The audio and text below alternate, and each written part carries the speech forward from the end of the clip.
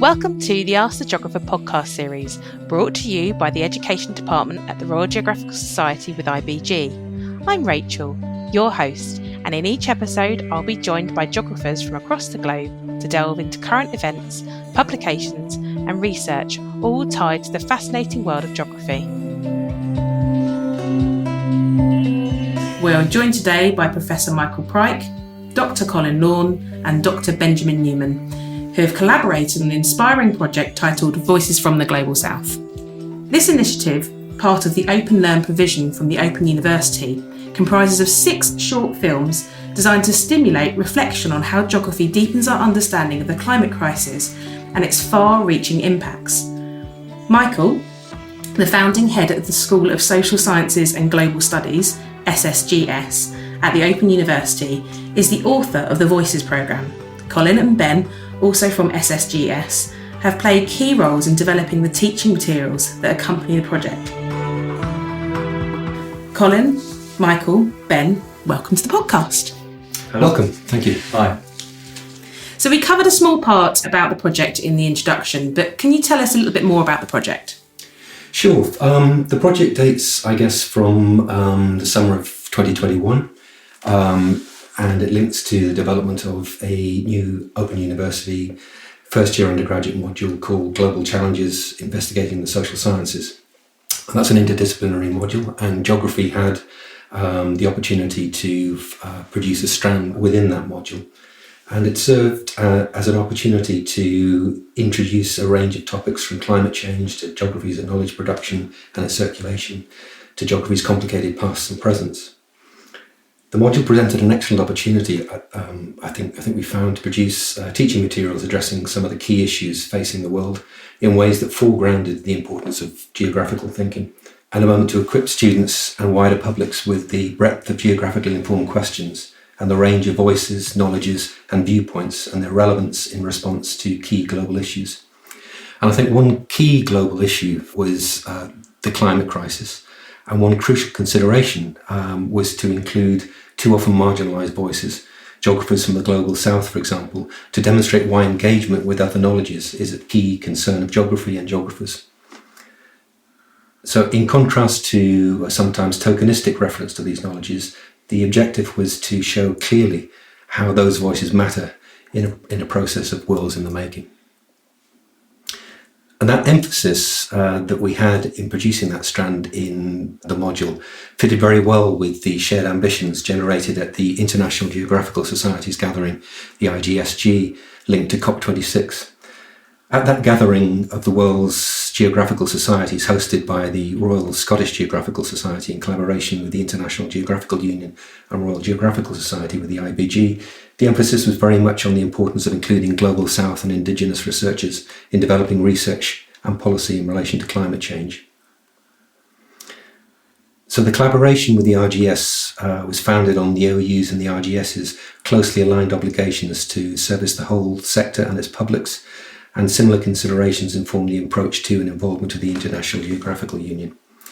So if you fast forward from the summer of 2021, the RGS and the IGU and the OU agreed to work together to produce a short series of visual and audio interviews and supplementary materials under the working title Learning from the Global South, which then became Voices from the Global South. Fantastic. So what drove the decision to centre these perspectives?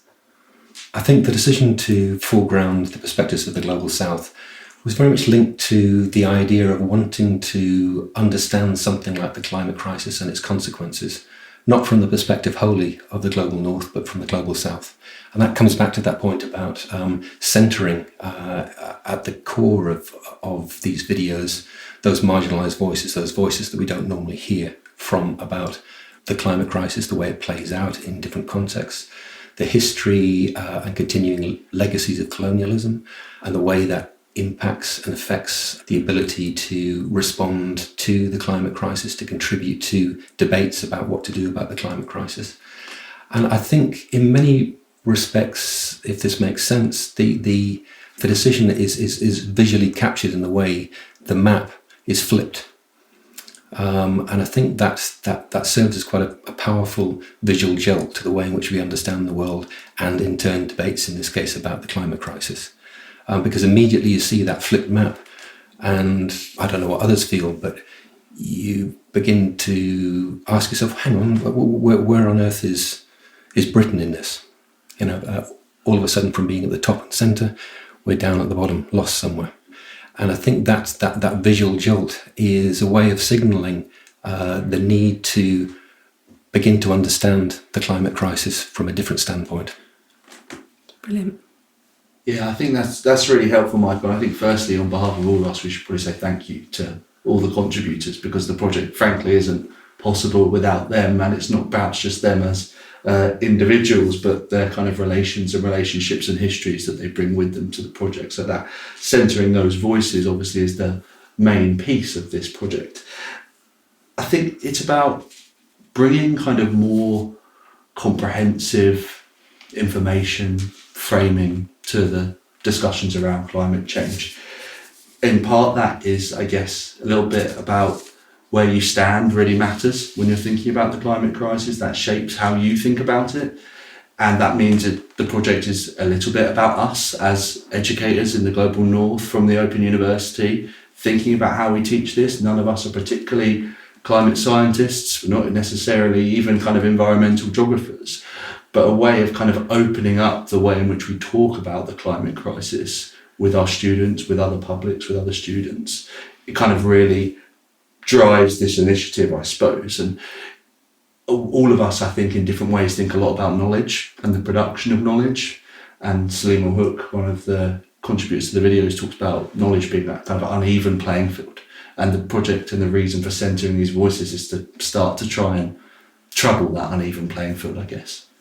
Yeah, I mean, it's not simply a case of adding more voices, right? Alongside those more powerful voices and institutions that have tended to dominate debates over the climate crisis and potential responses, but actually really taking seriously the significance of those different narratives, those other knowledge systems, as you say, Ben, which have been more or less completely erased or silenced from the prevailing ways of knowing the world. And that in part includes some of the geographical thinking that surrounds how we make sense of the world around us. India Logan Riley, right at the beginning of the series of videos, puts it really well in saying that it's not just about who we're listening to, but where we're listening from, which I think is a really powerful kind of articulation of the point Ben makes. So part of this initiative, I think, was trying to confront those ways of seeing and knowing the world by paying close attention, by really listening to those experts from across the Global South to start to disentangle and rethink the connections between the climate crisis, but also uneven development, colonialism and its legacies, and trying to think through all those powerful relationships that stretch out across space around the world. So I think you put it well before, Ben, in saying part of the Voices project was that hope to try and shift our understandings, and R includes our own understandings as geographers, as educators, around how we engage with the climate crisis. Not thinking we know all of the answers, hold all of the answers as we kind of sit here within the Royal Geographical Society in London, but actually having a slightly more open and perhaps uncertain engagement with thinking about geographical knowledge and the kinds of responses that were demanded from climate crisis. Brilliant. So you mentioned that there were so many voices from the Global South that we just haven't heard yet. So how did you choose which voices to feature in the project? What was the selection process, and why were these voices heard over others? I think the main driving force in selecting voices goes back to the way in which we wanted to ensure that these voices were demonstrating the value of geography, of geographical thinking to debates around the climate crisis. And I think it was quite central to the ambitions of the RGS and the IGU to select people who could demonstrate why thinking geographically is important to developing and questioning debates about the climate crisis. I think we wanted to ensure that there was a good mix as well of policy activists, climate activists, academics, policymakers, and representatives of Indigenous communities. So that was then facilitated by contacts within the IGU, and the RGS, and also enabled by a colleague of the RGS, Professor Bronwyn Hayward from the University of Canterbury. I think also in selecting voices from the Global South, there was a need to be very sensitive to the way in which this project wasn't simply about organisations, the RGS and the Open University in particular, from the Global North, reaching down to the Global South, selectively choosing which voices to speak to, extracting their knowledge and running away back to the Global North, if I could put it like that. And I think it was really good to have the advice and help and cooperation of Professor Bronwyn Hayward from the University of Canterbury in New Zealand in particular, because she was able to argue our case, as it were, with other colleagues from New Zealand, to say that this project was very much about centering the voices from the Global South in a debate about the consequences of the climate crisis across the Global South. And I think that was incredibly useful in getting on board some of the people that we spoke to, such as India Logan Riley, a climate activist from New Zealand, and distinguished Professor Stephen Ratuba, as well as Professor Tracy Wunder from Australia. So there was a need, as that I hope is suggesting, to be very sensitive about the way in which the approach was made in the first place by us, and the way in which we then went on to make and produce the 6 videos. Thank you. Sorry, Michael, if I may, because I think there's please two do. important things maybe that you might want to reflect back on, not to put you on the spot. But the first one is the work that the Front does in Voices from the Global South. It's not necessarily, this isn't a comprehensive guide. These are 8 speakers who are selected that give us some sense of certain contexts around the world. It's not, these are the only definitive options and answers and experts that we need.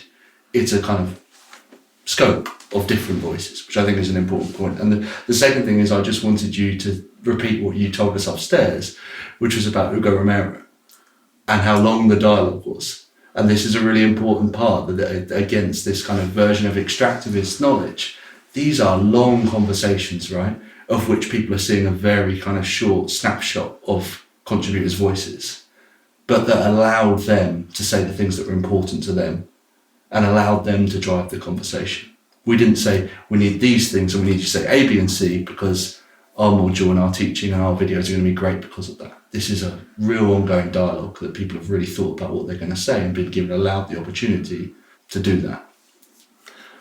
I think it's a very useful reminder, thank you, Ben, that the approach was made, and then what myself and Robin Toyne, the director of the films, was working with Common Story, the production company involved, did was to spend a good deal of time online with the various contributors, talking about the project, really reassuring them that what we were wanting to do was not to, as I mentioned earlier, was to dive in and extract knowledge and use it in the way in which we wanted to do for our own purposes. It was a style of production, and here we benefited greatly from Robin Toyne, the director, and Dom Lassant, the producer of Common Story, from agreeing that the style of production should be to have unmediated voices from the Global South. By that I mean that it wasn't a case of an academic, say, jumping in and saying, well, this is what person X meant when they said. It was very much produced in the style of the voices from the Global South speaking in a very direct and very urgent way about the climate crisis and the way it was being experienced across the different contexts of the Global South. And in order to win confidence and trust, I think that needs to be underlined. We spent, as Ben was saying, many hours online. So, for example, with Tracy Wunder, we spent 2 two-hour-long meetings online. First one was just getting to introduce ourselves and the project. Tracy would then mention several things that she was working on. I would then go away and read that material, and that would then inform the second online meeting, and that would then lead to the way in which we wanted to draft out the shooting script, which Robin Toyne, of course, took charge of, because he knows how to visually tell these stories. And then that led to the final interviews, And again, as Ben was saying, in some of the interviews we had 4 hours of transcripts that had to be gone through to then come down to the 10 minutes that the contributor would actually appear on screen, as it were. This project invites its viewers to come on an international virtual field trip. What makes this method particularly valuable for learning about the climate crisis? Yeah, that's a good question. So I think most immediately the virtual international field trip can help animate how context matters, how place really matters to understanding something as planetary as the climate crisis, right? Now, that's not to say that we should think about places in isolation as kind of wholly unique and kind of distinct or discrete, but rather to investigate how particular places are embedded within a kind of whole world of uneven relationships, social, political, economic, and of course, environmental. So in that sense, the international field trip offers the chance of kind of getting a sense or flavour of what's happening on the ground, but doing so in a way which draws attention to all the kinds of spatial connections and disconnections, both within and between those places, in order to kind of get a better handle on the kind of uneven consequences and causes of a truly global issue such as climate crisis. So what's significant, I think, within that is that it offers a chance of moving away from any sense of there being a kind of singular, universal, global take on climate change, the climate crisis, which perpetuates that denial of other perspectives, different views, different knowledge systems and the like, particularly from across the global south. But I think also moving away from the idea that the kind of global is up there above our heads can also be remarkably disempowering, I think, of the possibility of there's not much that can be done. So in that sense, we hope the virtual international field trip offers the chance to really think through how the local and the global are intertwined rather than binary opposites. There's probably a second part which is worth briefly picking up on, of that geography as an academic tradition has long had fieldwork as a kind of integral part of the discipline. Now, of course, that's been bound up with the coloniality of geography as a discipline and institutions such as the one we're sitting in, right? That notion of kind of going out there, that sense of discovery and all the kind of, it's not just the kind of dispossession and the violence associated with that kind of colonial moment, but actually how particular stories about the world come to be told, the particular claims that are made, and the others which are not made possible, or not heard, or excluded from that. And actually in the videos, Stephen Retuva puts it nicely and talks about actually all these kind of spatial narratives about the world can be incredibly powerful about how we make sense of it from everyday life through to thinking about the climate crisis. So our hope then was, in a kind of modest, small way, was an attempt to kind of reimagine fieldwork for the 21st century, what it means to be a geographer in the current moment, in the current political moment we find ourselves in. And that's why we stress so much the emphasis on listening, really listening, as opposed to that sense of extracting knowledge, of mapping and controlling, but actually using that chance to think about the relationships between places.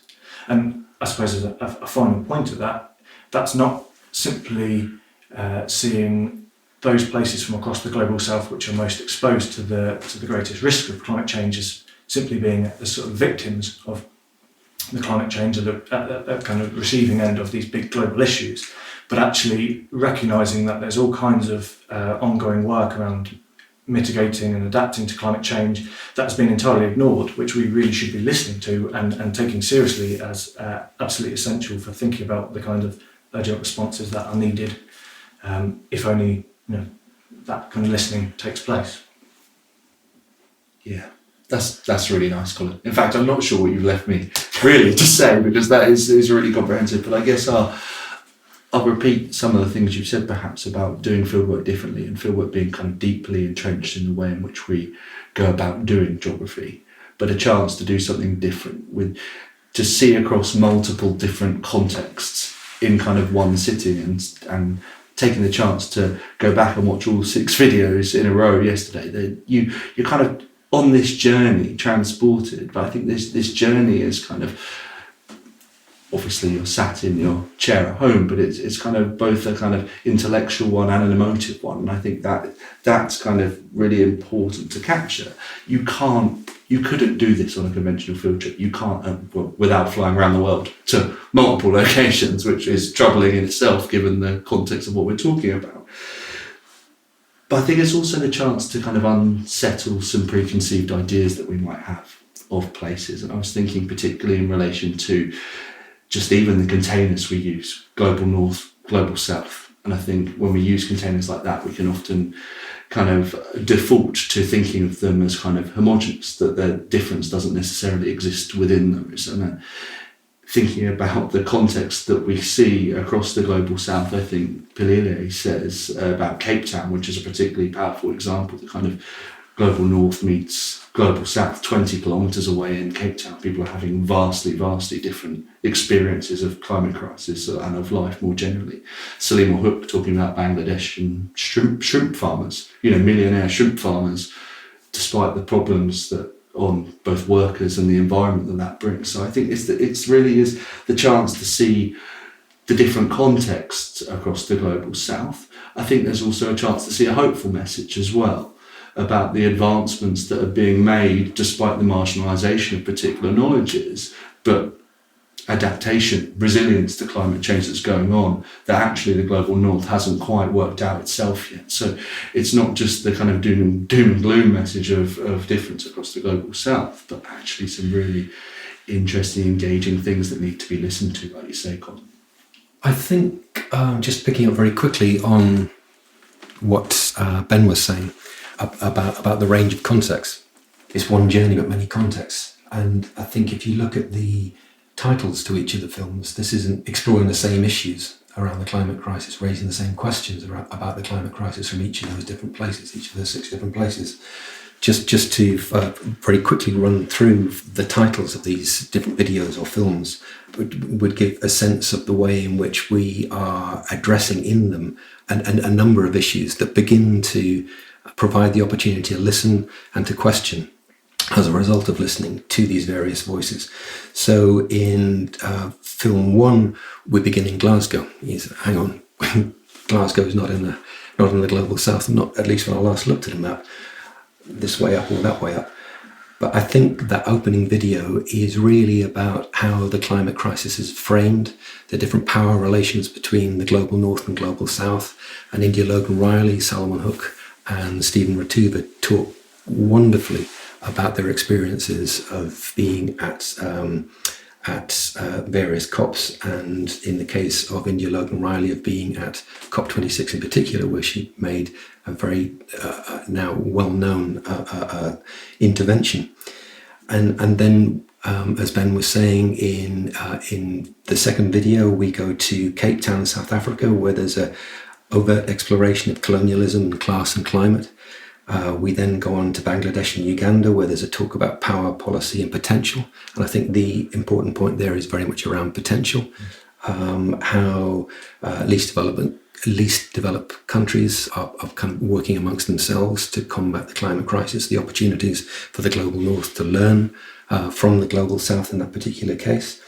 And I think in the fourth film about Aboriginal Australia and Chile, there's wonderful contributions from Tracy Bunda and Hugo Romero, where they talk about the value of indigenous knowledge, amongst other things. And in film 5, where we have the view from Fiji and Aotearoa, otherwise known as New Zealand, and the colonial speak, we have again something that's very persuasive and worth listening to about how do you change that dominant narrative about the climate crisis. So again, there's a sense of hope and a sense of potential. So it's all not about doom and gloom.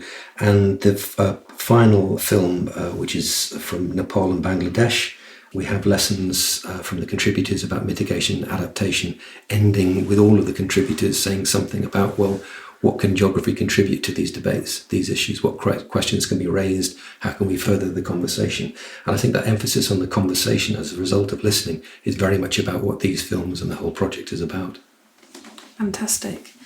There seems to be lots of emphasis on listening. In fact, Colin, you keep using the term really listening within what you're saying.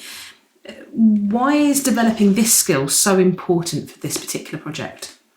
So I think the emphasis on really listening is to place stress on the need to kind of question or perhaps unlearn some of the foundations or some of the assumptions for which we come to understand the world. Precisely because that fails to think about who and what has been made absent from the conversation in the past and still very much in the present. So that kind of conversational mode of learning is clearly not one directional, or at least I don't think it should be.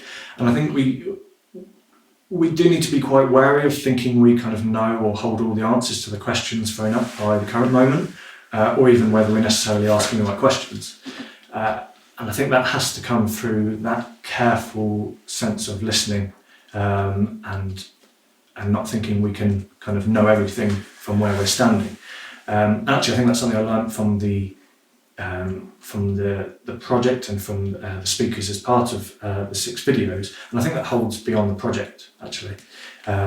So thinking about what does it mean to become a geographer in the 21st century, what does that mean for us as educators, kind of teaching the next generation of geographers. I think that encourages a way of not thinking we kind of know everything in totality, but also doesn't suggest we should sort of turn our backs on everything and kind of narrow our horizons. So that point on listening and dialogue, yes, I think it can be quite unsettling and at times uncomfortable. It involves uncertainty. But rather than trying to shut that down, I think it's trying to really engage in those sometimes uncomfortable conversations and actively negotiating that, confronting the kind of uneven power relations for which that discomfort might come to the surface. I think that's really vital for geographers to try and grapple with and try and negotiate in making sense of the world around them more broadly. I think just to come in on the back of what Colin was saying, that the emphasis on listening for me comes from reading a short but wonderful piece in the Lakota Times. It's not necessarily a newspaper you might read physically or even online. But in that piece, Arlo and Lisa Ironclad, who are journalists for the Lakota Times, talk about listening and its importance. And I think in relation to this project, it really drives home a couple of points that Colin mentioned that are worth repeating. And if I could just read out a couple of lines from the piece in the Lakota Times. They say, a good majority of us have the gift of the gab, whether it is talking in front of crowds or at home, to our children, at the kitchen table, to our friends, at the office, and to our colleagues. We all have that ability to some extent. We also have the same ability to listen, but do we actually listen? And I think that's a really powerful provocation. And what I think they are getting at in that is what they go on to say, that they don't mean listening to get riled up.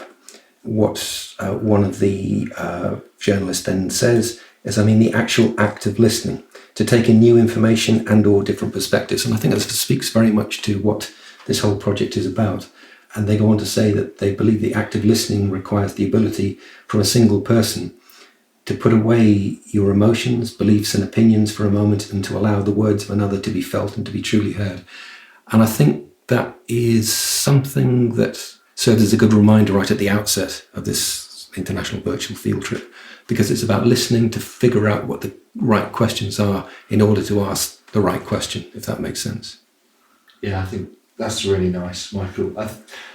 So often in a kind of world of antagonisms, of kind of social media reactions, of kind of instantaneous reactions to certain things, we I think forget to listen. Often it's shouting the loudest, and we prepare ourselves for our responses before we've even listened. Perhaps we often answer with a yes, but, and maybe it's about taking a step back from that for a minute and having that kind of humility and humbleness to say, I'm going to take some time here, set it aside, and really listen deeply and silently. I think that's another key thing. It comes back to what you were saying earlier, Michael, about the videos being unmediated. Allows you to listen completely in silence, and the fact that they're not live, you're not communicating with someone, allows you to have a dialogue in a different way, which allows you to take a time to pause, to think about what the right questions are. I'm reminded in the first video of Elizabeth Watuthi, the Kenyan climate activist, who says, my truth will only land if you have the grace to listen.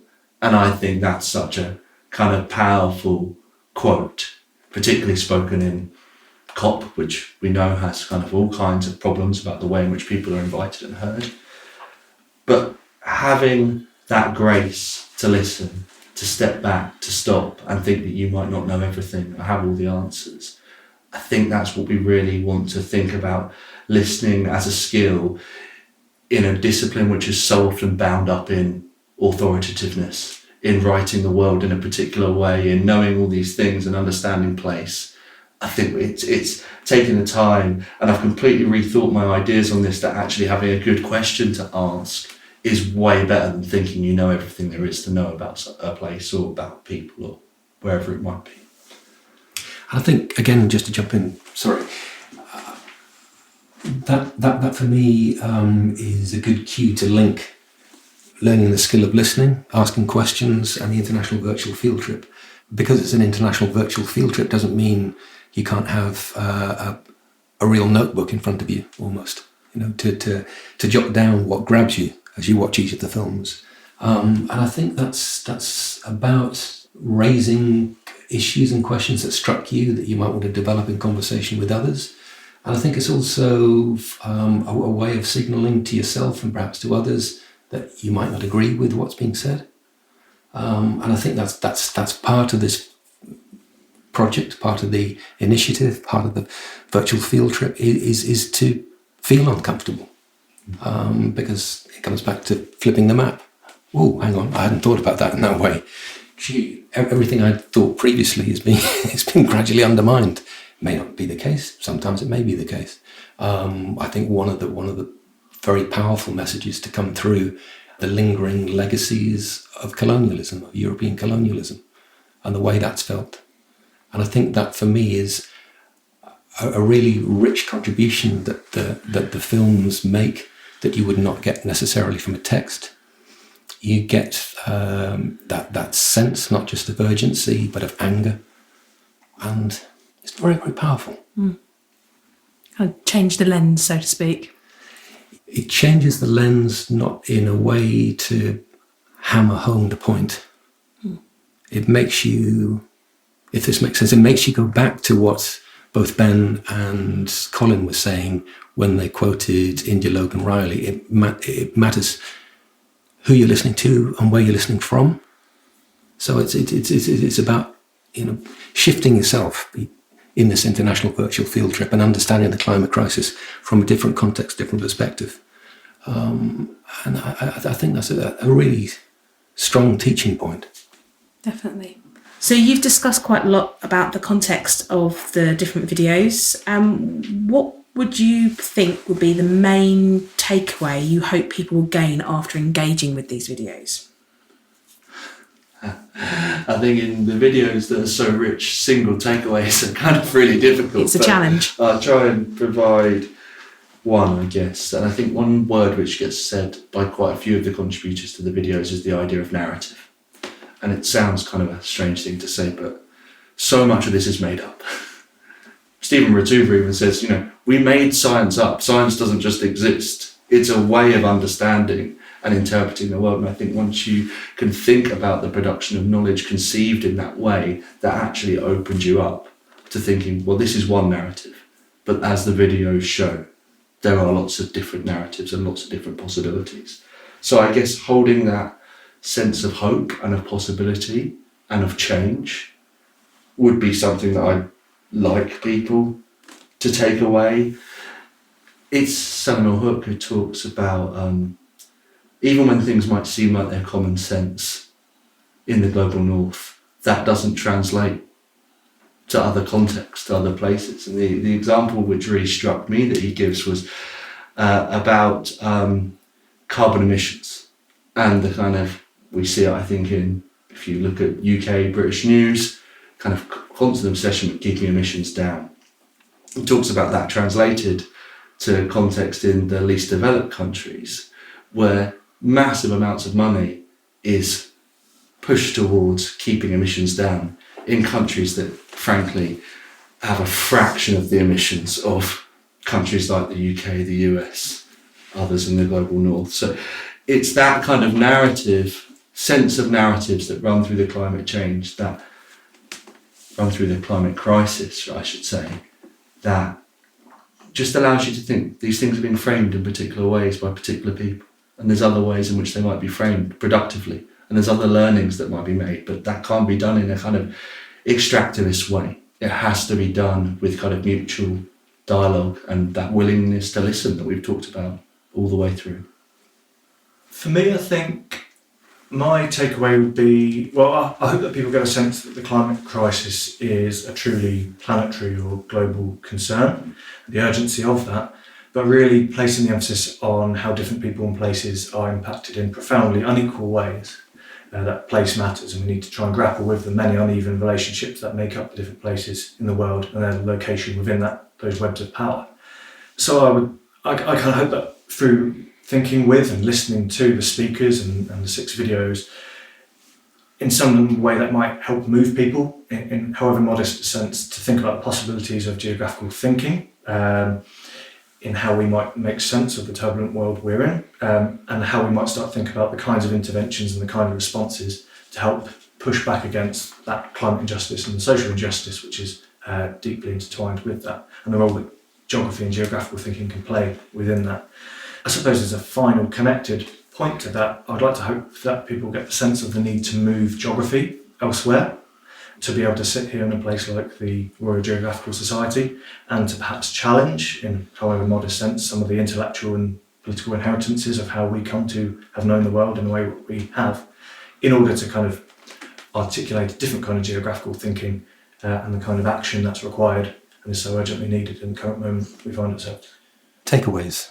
There are a lot. As Ben said, there's 6 films, and what the contributors had to offer and the generosity of their time mean that it's an incredibly rich resource that's available on the Open Learn platform. And I mention the Open Learn platform because these resources are available to anyone, anywhere, under the Creative Commons license. So they're there to be used individually or as a series, and they were produced and edited as a series, but you could watch film 3 and not bother with the others.